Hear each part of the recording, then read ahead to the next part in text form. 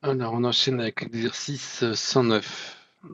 Bon, qu'est-ce que ça donne? Une urne contient. Alors, euh, n, c'est un entier naturel non nul. Donc, n supérieur à 1. Et donc, on a une urne qui contient n boules blanches.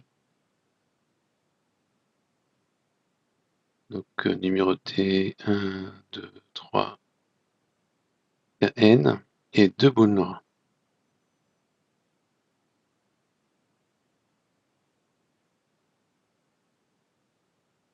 Numérotées 1 et 2. On suppose que tous les tirages sont équiprobables. On note x, la variable aléatoire, égale au rang d'apparition de la première boule blanche. Alors, première boule blanche, ça va donner quoi ça? La première peut être blanche, donc ça peut être égal à 1.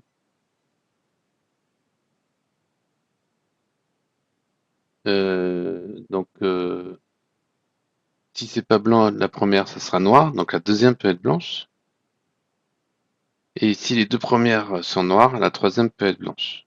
Et après, ben, comme on n'a que deux boules noires, on peut pas avoir autre chose que ça. Donc ça va être le support de la variable aléatoire égale au rang d'apparition de la première boule blanche. On regarde, on note y, la variable aléatoire égale au rang d'apparition de la première boule 1. Voilà, on a quoi? On a deux boules 1 et on a n boules numérotées. On a 2, 2, 3, etc. Donc si on regarde maintenant le support de y, la première, alors, on peut l'avoir dès le départ, on peut l'avoir ensuite, et on peut l'avoir après que ces n boules aient été tirées. Donc on va aller jusqu'à n plus 1 pour le support de y.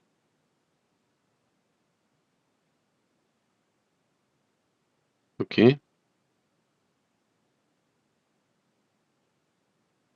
Ok, donc qu'on peut noter aussi dans les entiers, et tous les entiers pris entre 1 et n plus 1, 1 et n plus 1 inclus. Alors du coup maintenant qu'est-ce qu'on va faire? On va essayer de déterminer la probabilité. La loi, on va commencer par la loi de x. Alors, probabilité que x égale 1. Probabilité que x égale 1, ça veut dire que la première boule est blanche. La première boule est blanche. J'ai n boules blanches parmi n plus 2 boules. Donc, la probabilité que la première boule soit blanche, c'est n sur n plus 2. Ok, le nombre de boules blanches sur le nombre de boules de lion. La probabilité que x égale 2, ça veut dire que j'ai déjà au début une boule noire qui est sortie, donc n sur n plus 2, et après il me reste n boules blanches, et là maintenant j'ai n plus une boule au total. Et ça me fait 2n sur n plus 2, n plus 1. Et maintenant la probabilité que x égale 3, ça veut dire que j'ai toujours mon premier tirage c'est une boule noire. Ok.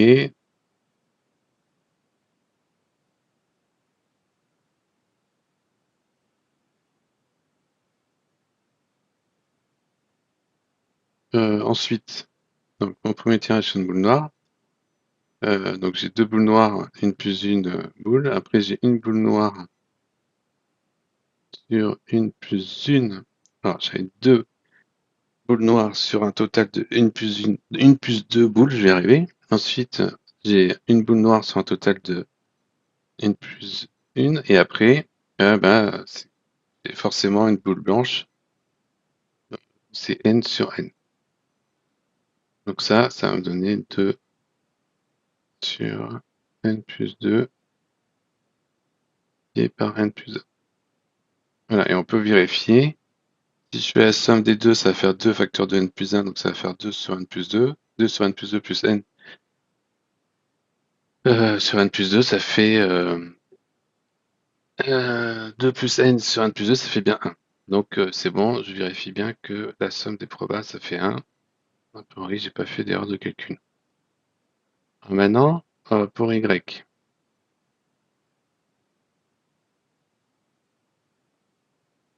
Alors, on va prendre y k dans le avec k dans le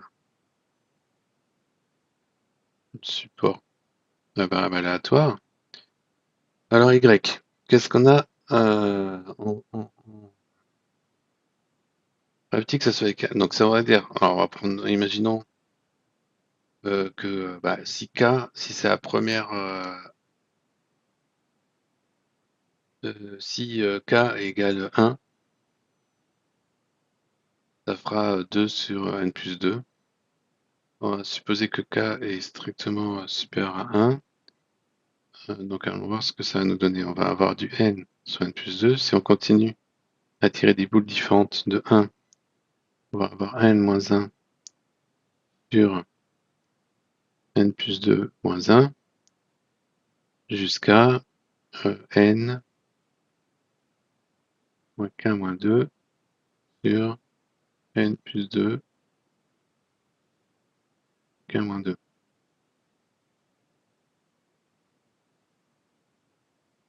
Donc quand k,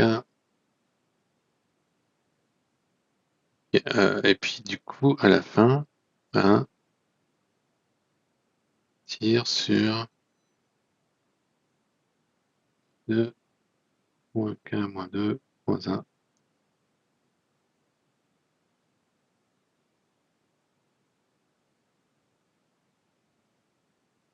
Donc ça fait n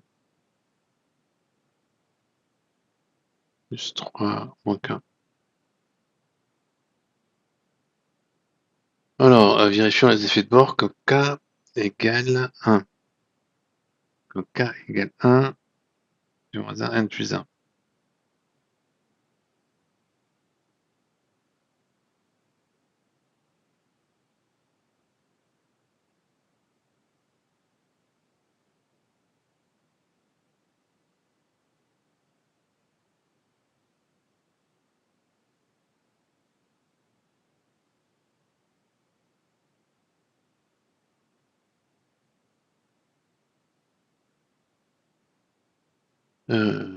Probabilité quand y égale 1,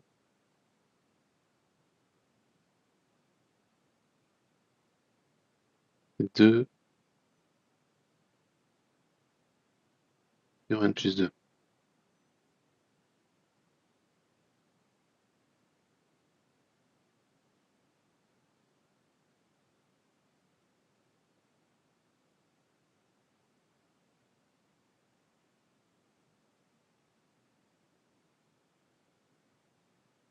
Probabilité que y égale 2, n plus 2, 2 sur n plus 1. Alors, oui, donc quand k égale 2, j'ai bien mon n plus 1. Donc ça, on va prendre quand même.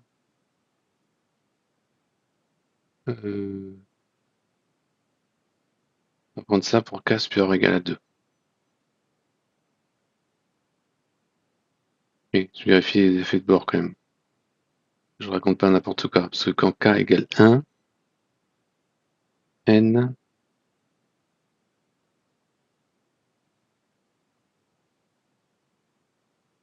ça marche pas. Donc en fait, ok, donc ça pour k supérieur ou égal à 2. Alors on va essayer d'écrire un peu mieux, et puis on verra après ce que ça donne pour y. égale 1. Alors, qu'est-ce qu'on a en haut? En haut, on a du factoriel n. Et donc, n plus 2 moins k, donc n plus 1 moins k.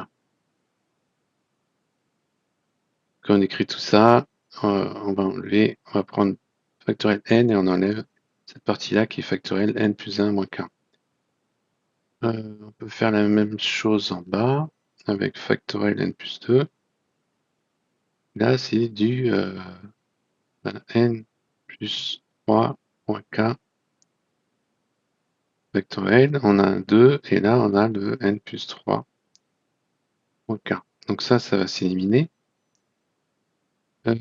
En bas, qu'est-ce qu'on va avoir? Déjà, là, on va avoir le n plus 3 moins k va s'éliminer, ça va faire du n plus 2 moins k. Donc, on va avoir du n plus 2 moins k. Parce qu'après, c'est éliminé avec le n plus 1 plus k, n plus 1 moins k factoriel. Et puis en bas, on va avoir n plus 2 multiplié par n plus 1. Et on a le facteur 2. OK. Alors maintenant, quand k égale 1, donc k égale 1, ça fait n plus 1, ça s'élimine, ça fait bien ça, donc ça reste valable.